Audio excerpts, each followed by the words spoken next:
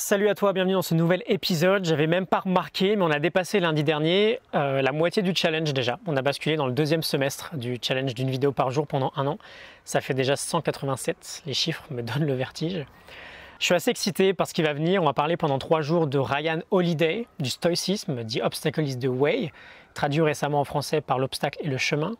Et ensuite, on va commencer la semaine d'après avec des réflexions sur le mindset, sur l'état d'esprit avec Carol Dweck. On avait déjà abordé pas mal tout ça dans de nombreux sujets, mais on va le faire vraiment une bonne fois pour toutes dans le détail très vite du coup. Donc Ryan Holiday, The Obstacle is the Way, comment transformer un obstacle en opportunité. C'est largement un de mes 5 livres préférés. Je te mets la morning note en description si tu veux aller la télécharger. Je fais 3 épisodes dessus. Très sympa ce bruit. Je fais 3 épisodes dessus, mais j'en reparlerai plus tard, c'est certain. J'ai lu en 2016. Je suis un grand fan de Ryan Holiday. Fonce lire le bouquin. Si le titre t'inspire, tu ne seras pas déçu. Ce que j'aimerais faire aujourd'hui, c'est plutôt simple. On a 3 grandes étapes si on veut apprendre l'art stoïcien, de transformer n'importe quel obstacle en opportunité. On va rapidement voir de quoi on parle. Quelles sont ces 3 fameuses étapes? Je te parle d'art stoïcien parce que le livre se base sur des réflexions de Marc Aurèle, l'empereur romain, l'un des grands pionniers du stoïcisme avec toute la clique, Épictète, Sénèque. Tu peux le voir au début du film Gladiateur. Et il nous dit cette formidable sagesse, ce qui gêne l'action devient ainsi profitable à l'action, ce qui barre le chemin permet d'avancer sur le chemin. Donc on rencontre un obstacle, on veut le transformer en opportunité. Comment on s'y prend? Première étape, on commence avec la perception. C'est le sens qu'on va décider, j'insiste, on va décider de donner à cet obstacle. Il y a quelque chose de fâcheux qui vient de nous arriver. Bon, quelque chose nous arrive, c'est un événement objectif, c'est un fait. De dire que c'est fâcheux, c'est notre propre interprétation.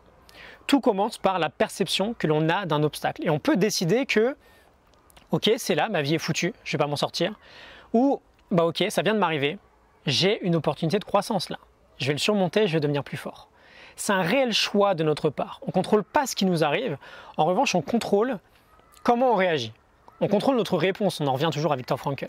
Peu importe la gravité de l'événement, que tu te fasses voler ta bagnole ou que tu renverses ton café sur ta chemise, tu as le contrôle sur ce que tu vas faire de cet événement, sur ce que tu vas en faire.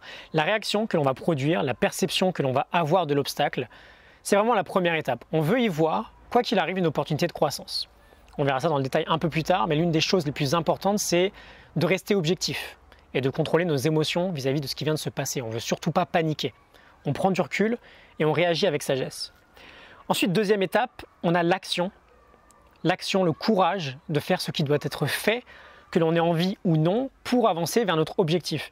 Tu as certaines personnes qui vont se servir de l'obstacle intelligemment, et tu en as d'autres qui vont en faire n'importe quoi. On veut faire l'effort. Il n'y a que le travail qui paye, il n'y a que le travail qui compte, la persévérance. Mais surtout, on veut passer à l'action d'une manière juste et d'une manière intelligente.